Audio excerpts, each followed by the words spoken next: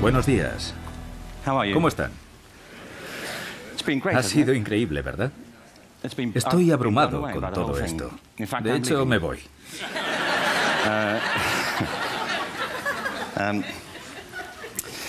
Se han mencionado 3 temas en este congreso que tienen que ver con lo que quiero decir. Uno es la extraordinaria creatividad en todas las conferencias que hemos escuchado y en todas las personas que están aquí, tanto por su variedad como por su alcance. El segundo es que no tenemos ni idea de lo que va a suceder en el futuro, ninguna idea de cómo va a resultar esto. A mí me interesa la educación. De hecho, creo que a todos nos interesa. ¿No es cierto? Miren, esto es muy curioso. Si estás en una fiesta y dices que trabajas en educación, bueno, si trabajas en educación no vas muy a menudo a fiestas. No te invitan. Y es extraño. Nunca te vuelven a invitar. Es raro.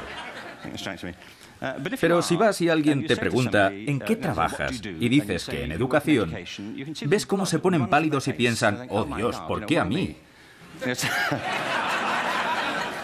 Para una noche que salgo.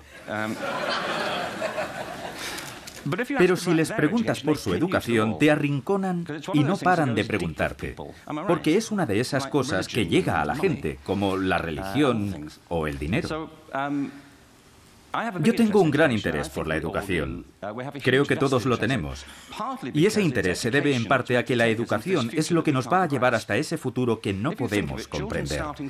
Fíjense, los niños que comienzan la escuela este año se jubilarán en 2065. Nadie tiene una pista, a pesar de todos los expertos a los que hemos escuchado estos últimos días, de cómo va a ser el mundo en 5 años. Y sin embargo se supone que educamos a los niños para ese mundo. Así que creo que hay una gran incertidumbre. Y lo tercero es que todos estamos de acuerdo en las extraordinarias capacidades que tienen los niños. En su capacidad de innovación.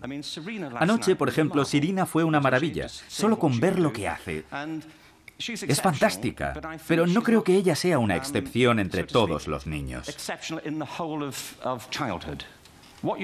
Es una persona extraordinariamente aplicada que descubrió su talento. Yo estoy convencido de que todos los niños tienen grandes talentos, que desperdiciamos sin piedad. Así que quiero hablar de educación y creatividad. Mi opinión es que ahora la creatividad es tan importante en la educación como la alfabetización, y deberíamos darle el mismo valor.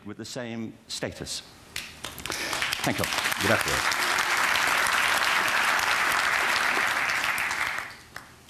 Por cierto, eso fue todo. Muchísimas gracias.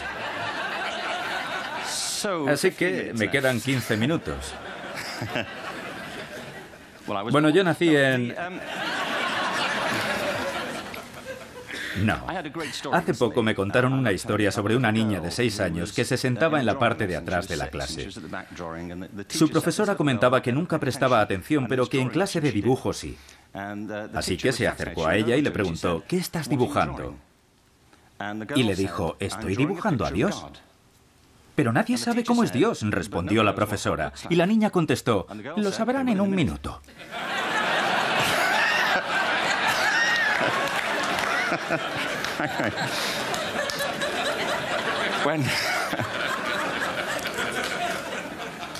Cuando mi hijo tenía 4 años en Inglaterra, de hecho tendría 4 años en todas partes.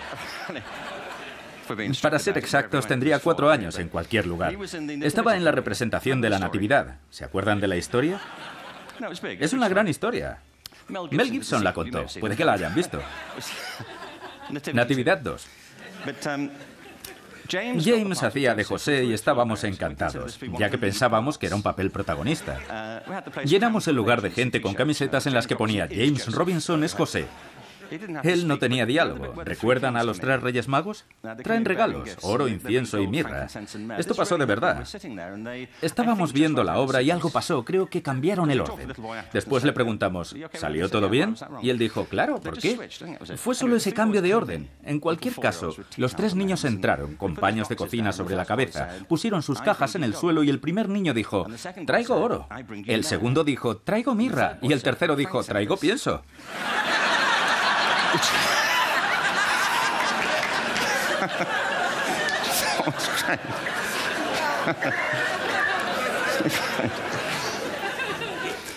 Con esto quiero decir que los niños se arriesgan. Si no saben hacer algo, lo intentan. ¿Verdad? No tienen miedo a equivocarse. No estoy diciendo que equivocarse sea lo mismo que ser creativo. Lo cierto es que si no estás dispuesto a equivocarte, nunca se te va a ocurrir algo original. Si no estás abierto a equivocarte. Pero cuando llegan a adultos, la mayoría de los niños ha perdido esa capacidad. Tienen miedo a equivocarse. Y por cierto, dirigimos así nuestras empresas. Estigmatizamos los errores. Hemos creado sistemas educativos en los que cometer errores es lo peor que te puede suceder. Y el resultado es que estamos educando a la gente para que abandone sus capacidades creativas. Picasso dijo que todos los niños nacen artistas. El problema es seguir siendo artistas al crecer. Estoy convencido de que no nos volvemos más creativos al crecer, sino más bien al contrario. La educación nos hace menos creativos. ¿Y por qué es así? Yo vivía en Stratford-on-Avon hasta hace 5 años que nos mudamos a Los Ángeles. ¿Se pueden imaginar lo suave que fue ese cambio? De hecho, vivíamos en un lugar llamado Snitterfield, a las afueras de Stratford, donde nació el padre de Shakespeare. Seguro que nunca habían pensado que Shakespeare tuviera un padre. Y eso es porque nunca pensaron en Shakespeare de niño. ¿Se lo imaginan a los 7 años? Nunca pensé en ello, pero en algún momento tuvo esa edad y estaría en la clase de alguien.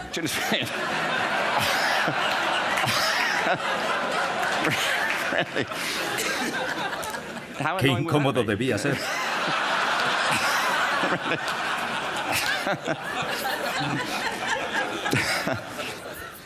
Debe esforzarse más. Su padre le diría, vete a la cama. Deja ya ese lápiz. Y no hables así. Nos confundes a todos.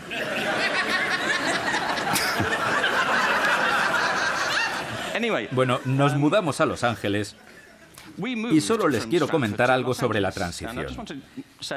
Mi hijo no quería venir. Tengo 2 hijos. Él ahora tiene 21 y mi hija 16.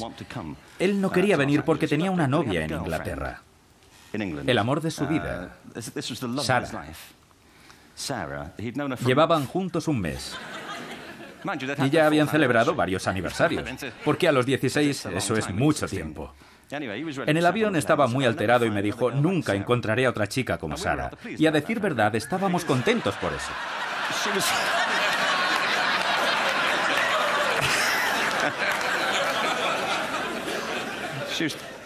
Ya que ella fue la razón por la que dejamos el país.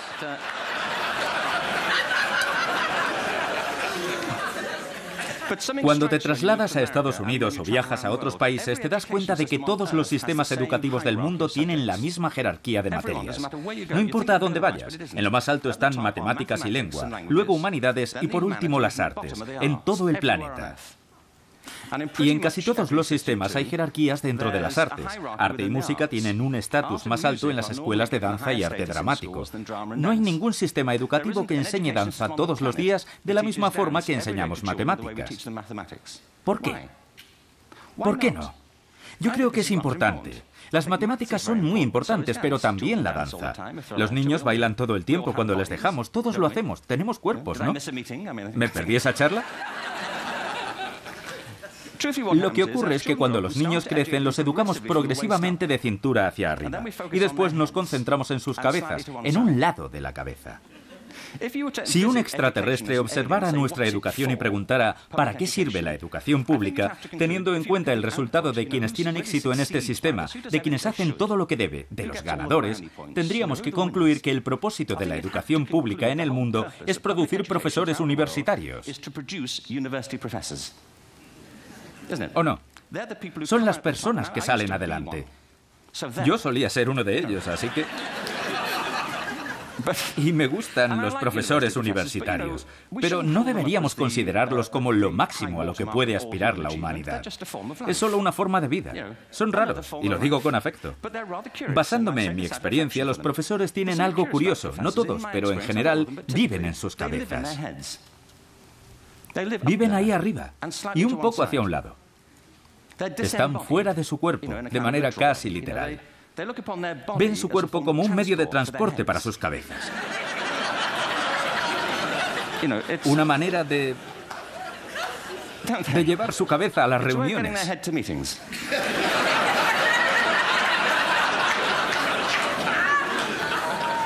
Si quieren presenciar alguna experiencia extracorporal, acudan a una conferencia de académicos y cuélense en la discoteca la última noche. Y ahí los verán, hombres y mujeres adultos contorsionándose. A destiempo. Y deseando que termine para ir a casa a escribir un artículo. Nuestro sistema educativo se basa en la habilidad académica. Y hay una razón. Se debe a cuando fue inventado. No había sistemas educativos antes del siglo XIX. Todos surgieron para cubrir las necesidades de la industrialización. Así que se basan en dos ideas. Una, que las materias más útiles para el trabajo son las más importantes. Así que quizás le alejaron de lo que le gustaba cuando era niño, argumentando que así no encontrarían trabajo, ¿cierto? No hagas música, no serás músico. No hagas arte, no serás artista. Buen consejo, aunque hoy profundamente equivocado. El mundo está en plena revolución.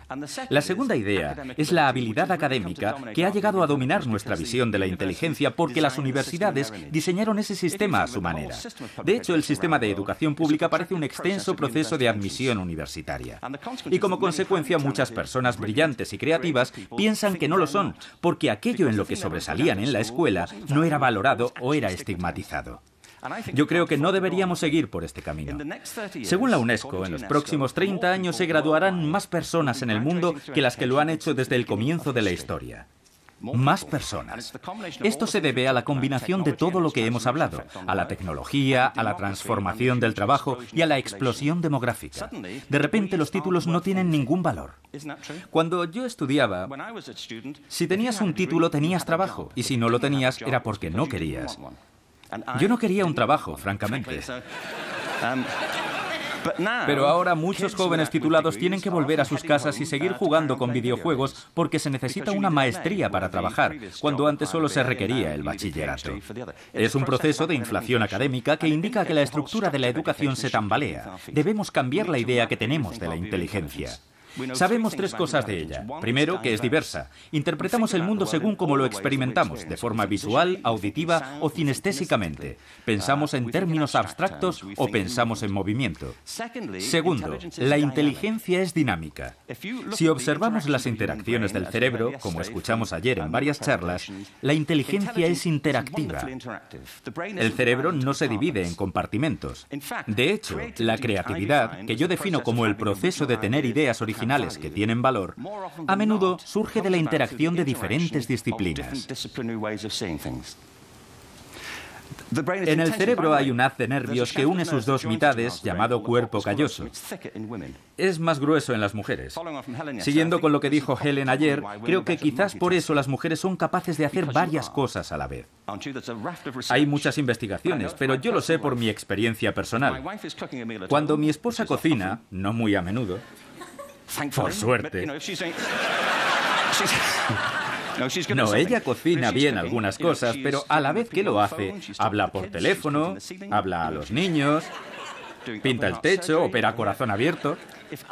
Si cocino yo, la puerta está cerrada, los niños fuera, el teléfono descolgado y me enfado si ella viene.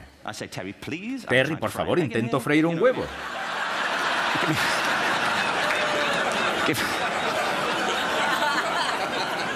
¡Déjame en paz! ¿Conocen ese dicho filosófico que enuncia si un árbol cae en el bosque y nadie lo escucha, ¿realmente ocurrió? ¿Se acuerdan de aquel castaño? Hace poco vi una camiseta con la leyenda: si un hombre habla en el bosque y ninguna mujer lo escucha, ¿aún está equivocado?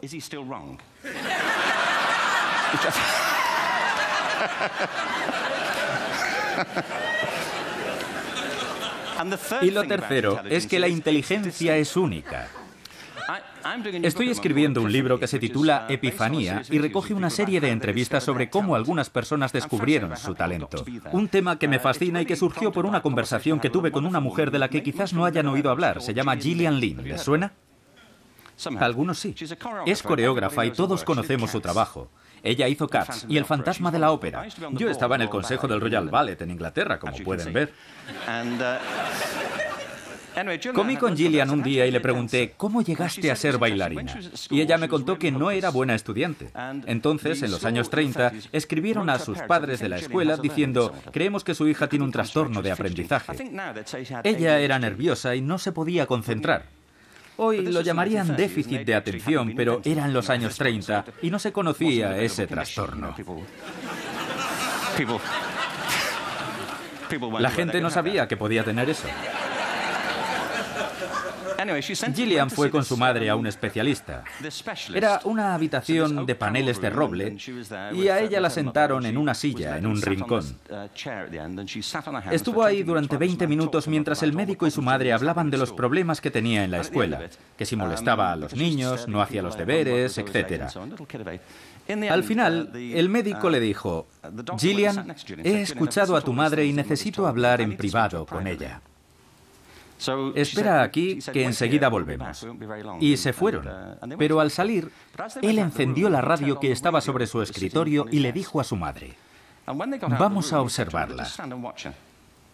Gillian se levantó y comenzó a moverse al ritmo de la música. Entonces el médico le dijo a su madre, señora Lynn, su hija no está enferma, es una bailarina. Llévela a una escuela de danza. Le pregunté, ¿qué pasó? Ella dijo, me llevó y fue maravilloso. Aquel lugar estaba lleno de personas como yo. Gente que no se podía estar quieta, que tenía que moverse para pensar. Practicaban ballet o danza contemporánea. Luego entró a la escuela del Royal Ballet, se convirtió en solista y tuvo una carrera brillante con el Royal Ballet. Más tarde se graduó y fundó su propia compañía y conoció a Andrew Lloyd Webber. Ella ha sido la responsable de algunas de las obras musicales más exitosas de la historia. Ha hecho disfrutar a millones de personas y es multimillonaria. Otro médico quizá la habría medicado y le habría dicho que se calmara.